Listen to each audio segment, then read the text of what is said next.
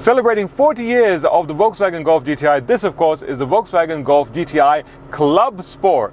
And 4 years into the life cycle of this Mark 7 Golf, this GTI finally looks and feels like a GTI should.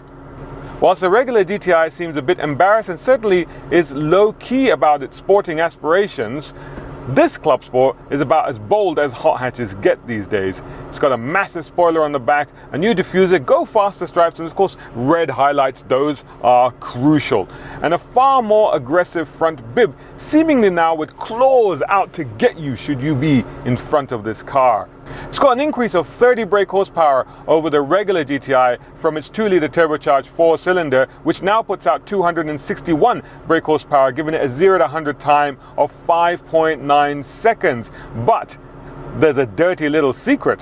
Mash the right pedal to the floor and it's like hitting the boost button on an arcade game, because you get another 10% power and torque for 10 seconds. That's up to 286 brake horsepower from a front-wheel drive hot hatch. The new Aero produces genuine downforce, and those front claws actually work to get the airflow around the front wheels. And there's more trickery with an electronic front diff lock, mechanical variable ratio steering, and stiffer suspension. You get 18 or optional 19-inch wheels as seen on this car, as well as dynamic chassis control for a choice of comfort and sport damper settings. In fact, go into the drive mode on this screen over here, and I've got Eco, Comfort, Normal, Sport, and Individual. Individual is my preference because you can have everything on Sport, such as the steering, the drivetrain, the front differential lock, adaptive cruise control even, climate control, and most importantly, the interior engine sound. But you can have the suspension, the DCC, on Comfort, which I think is the best setting. Inside, of course, you also get Alcantara trim and these fantastic sport bucket seats, and it is really a nice environment to be in. You've got the red stripe here and a little bit of red stitching here, plus red piping on the gear lever as well. An automatic in this case, 6-speed dual clutch, of course, but of course you can get a 6-speed manual if you ask very, very nicely and persistently. Right, it's time to take this for a drive.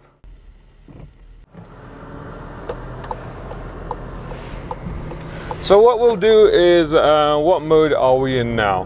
We'll just start with sport mode, and it's on left in automatic, it's in sport automatic. Let's do that first. It does change very well actually. The 6-speed DCT transmission works extremely well and very, very intuitive. It just seems to know what gear you want it to be in, and it does really well. However, I do find that it is actually, I mean, I would prefer a manual, let's be honest, but I do find that it is a little bit more satisfying to use this lovely little paddles here on the back, so I tend to do that.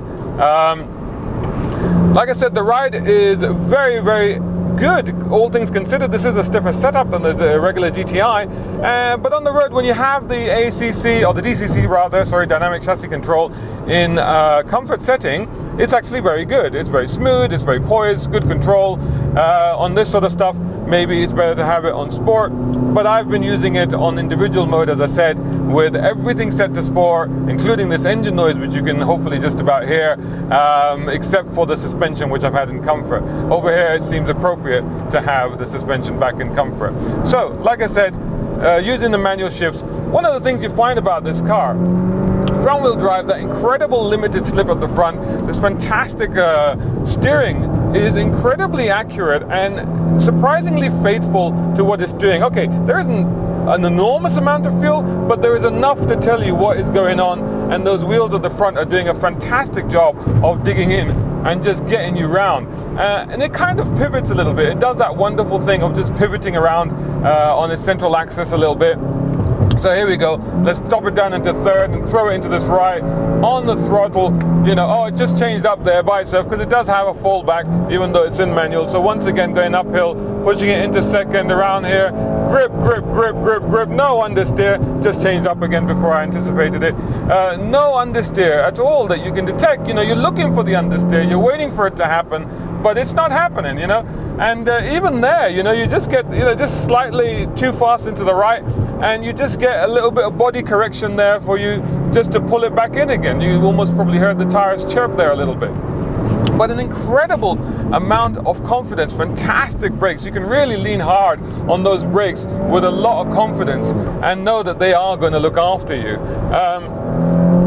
But one of the great things about this is that it feels raucous, it feels a bit crazy, it feels a bit mental, it feels a bit old school, it feels like a Golf. One of the things I have about the Golf GTI is a fantastic car, but it does feel a little bit grown up, it feels a little bit mature, and you know, which you would think I would like really, but I remember these cars from back in the day, and to me cars like, for example, the Focus ST feels a little bit more about what they were about, you know, a little bit lewd, a little bit rude, a little bit raucous, you know, rowdy as some people would say, and to a lesser extent even the Volvo V40 T5, which is very similar to the Focus, but you can get that as an automatic, whereas the Focus is only available in a manual. With this Club Sport though, they're taking the GTI back. They're taking the GTI back to what it should feel like, what it should sound like, what it should look like, and how it should go. And I think this is a fantastic job that they've done on this, and I'm not quite sure how they've worked this voodoo, but it's absolutely fantastic, and it just is tremendous fun to just chuck around, but with confidence. We're putting, you know, up to 280 brake horsepower through the front wheels, and look at that, full throttle, round the corner, grip. This is fantastic. Change of surface, no problem whatsoever. Braking into this corner, turn in, just holding it on the throttle, bury the throttle, there you go, fantastic, I love it. Oh, look at that change of direction, body just moves over slightly and then totally stable, just settles down, fantastic. It's a really fun car to chuck around, and you know, look at that, it's got a bit of lean, bit of attitude, but it just grips and it goes, and it's tremendously fast, you know, as you can imagine. I mean, honestly speaking, and I've said this before about the GTI as well, it's like, why would you get a Golf R when you can get a GTI? It's pretty much thereabouts. Now with this one, there definitely isn't, I don't think, a reason to go for the Golf R. You just get this one, you know, this is fantastic. And it doesn't seem to suffer too much from the heat either. It's very hot out at the moment. We're looking at 45, 46 degrees centigrade here in the UAE, and in the middle of summer, it's just at the beginning of August, 1st of August, I think. And you know, it's not suffering too bad. It's actually quite good. The performance is there, the power is there, and everything is okay. The brakes are not fading. I'm not giving them a lot of abuse, admittedly, but you know, it's doing all right. So what do we have here? From what I understand, the regular GTI now, I believe, starts at 115,000 dirhams, and I'll put the dollar conversions into the comments or on the screen later on. 115,000 dirhams, and what you have here, I'll put this into the normal manual now, is the Golf GTI Clubsport. That's 135,000 dirhams, I believe. Check with your local dealer. And considering that you'll pay a little bit more, I think it's another 10 grand for the R, this is the one to go for. There's no doubt about it. Practicalities, new entertainment system, the new screen, as you've seen in the new Passat. It's got Apple CarPlay, fantastic stereo that I've been listening to and really enjoying. No issues there whatsoever. All good. I won't go into showing you the boot and stuff. It's a Golf, it's been around for a few years. We know it's practical, we know it's very spacious in the front and the back, and a very good family hatchback. So really, what's there not to like? You know what? Go out and try it. It's brilliant. Big thumbs up from us. So there you go. There's our review.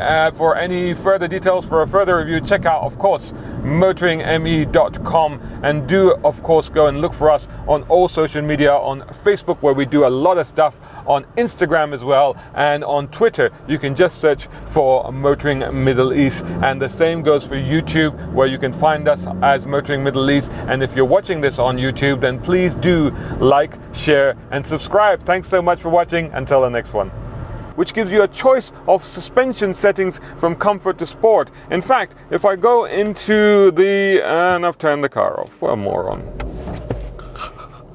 Again, this is a sound check. Where is this lyric from? People say I am the life of the party because I tell a joke or two. Although I might be loud and hearty, deep inside I am blue. Take a close look at my face and you will surely see that